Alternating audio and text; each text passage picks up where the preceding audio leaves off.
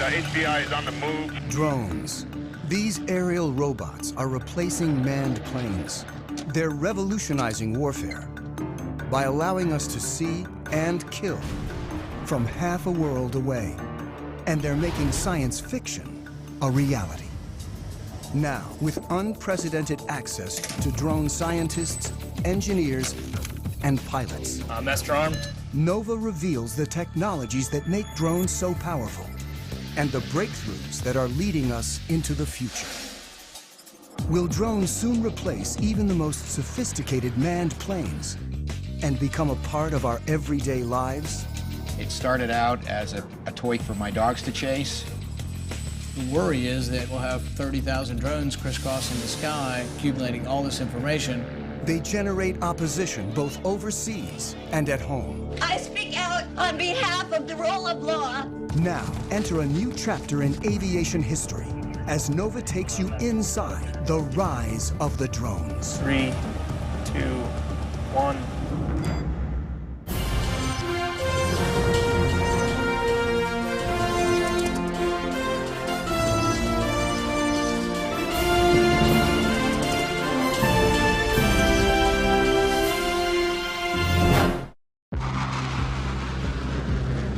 This is the ultimate melding of man and machine.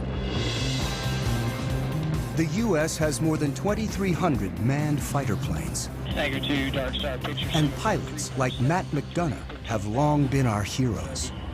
The best fighter pilots that I've seen are the ones that can make a quick decision when things are happening very quickly.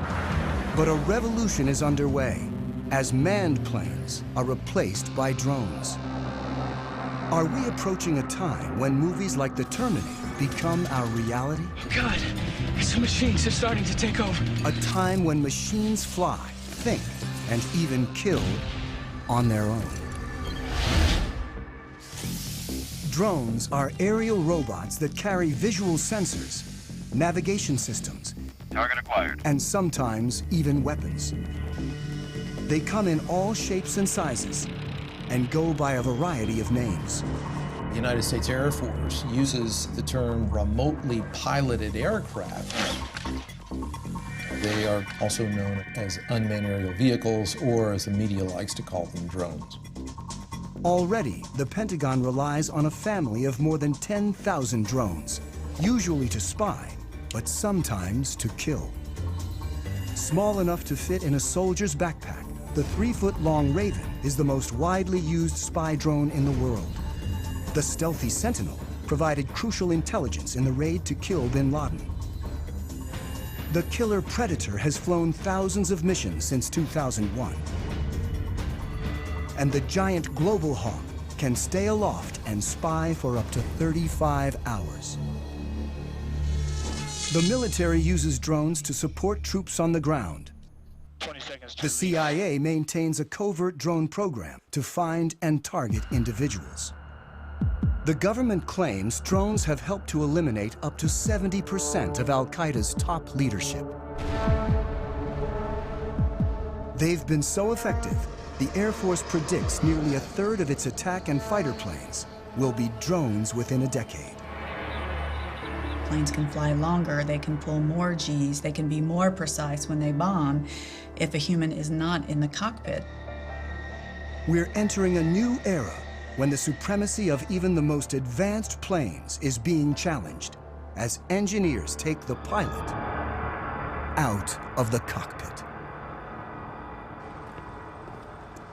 Holloman Air Force Base in southern New Mexico is the largest Air Force training base for operators of remotely piloted aircraft. My name is Chad. I'm a captain in the United States Air Force. For security reasons, we've been asked to cover our last names to prevent us from potentially becoming a target of any kind. Captain Chad has flown remotely piloted aircraft in combat for 3 years, and now teaches pilots to fly the world's most famous killer drone. It's known as the MQ-1, or more commonly, the Predator. The Predator has changed warfare, but it's just a hint of what's to come. Where we are in terms of unmanned aerial vehicles is about the same place we were with biplanes right after World War I. We are at the very, very early stages of realizing what the potential of unmanned aerial vehicles are. Unlike complex fighter planes that are engineered for speed and agility, the Predator is built for endurance, so it needs to be light and efficient. It's the weight of a pickup truck or so, about 2,000 pounds, and it's balanced pretty evenly on the wheels. And with one hand here, I can lift it up and set it back down. The propeller-driven Predator cruises at only 84 miles per hour, and its four-cylinder engine burns about 300 times less fuel than a fighter jet. I can't say exactly how long it can stay up, but it is possible to stay up over 24 hours.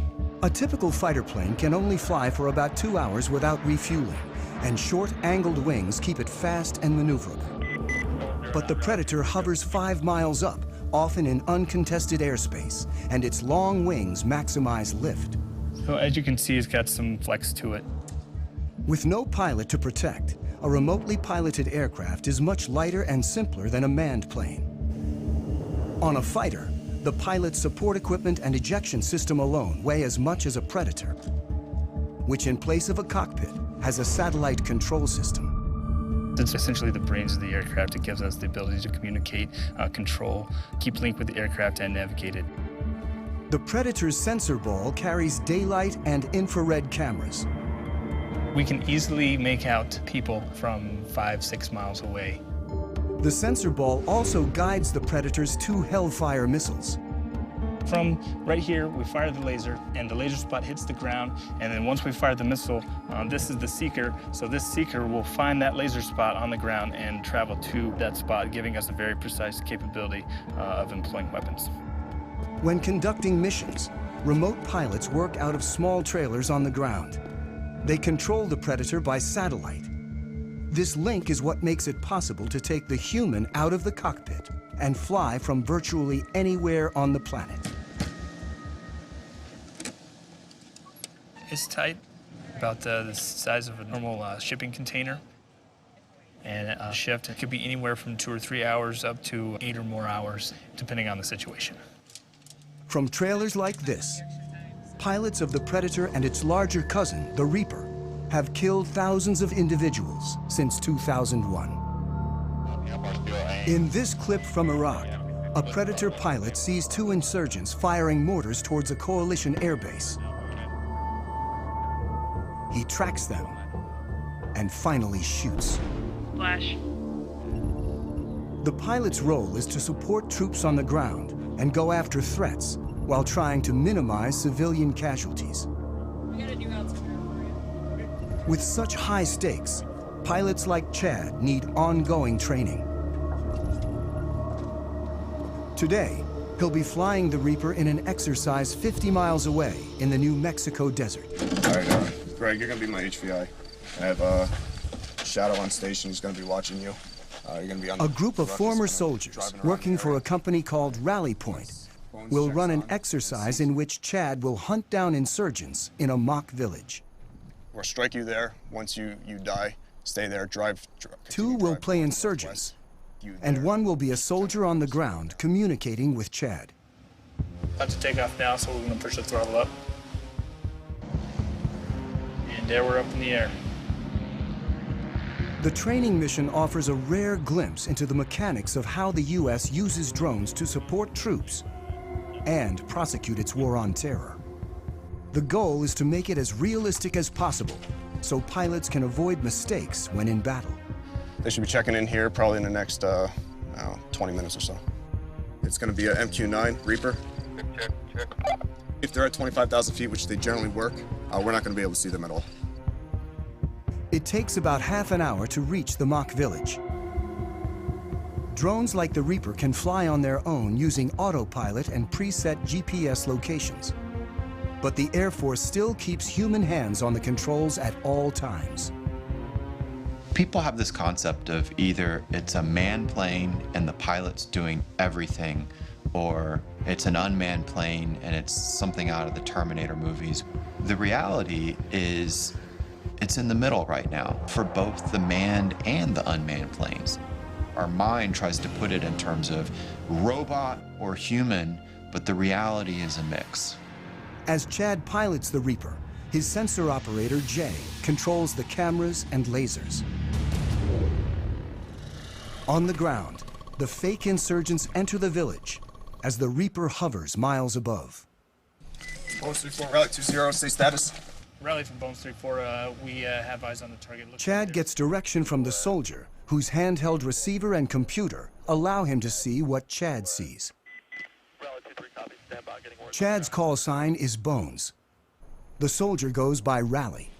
And Rally from Bones, we have 2 packs moving around inside the northwest corner of the compound. Bones 3-4 from Rally 2-0, continued shadow. The soldier directs Chad and Jay to follow an HVI, or high-value individual, dressed in black. Rally from Bones 3-4, looks like the one individual wearing black is now getting on the motorcycle and departing the group. Depending on the situation, the decision to kill comes from an intelligence officer who could be anywhere, a battle commander on the ground, or sometimes the pilot. Bones 3-4 from Rally 2-0, looks like that personnel is stopping. Bones 3-4, that's a firm, that's what we got up here. All right, what I'd like to do is go ahead and prosecute 9-line Bravo 1. Copy. Master armed.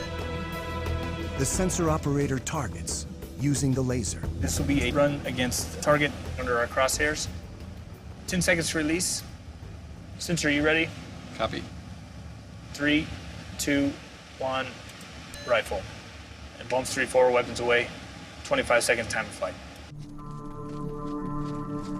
The Predator uses laser-guided Hellfire missiles. The weapons that can be used operate with an error distance of less than 9 feet. You can put a weapon through a window-sized opening with ease.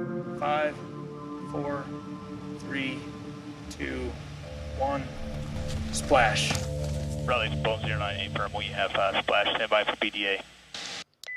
And Bones Rally looks like good splash. Copy, lasers off, and Master Arm is now safe. The efficiency of having a single craft able to find, follow, and eliminate a target like this in real time represents a revolution in warfare. Let's go back to the middle of the last century.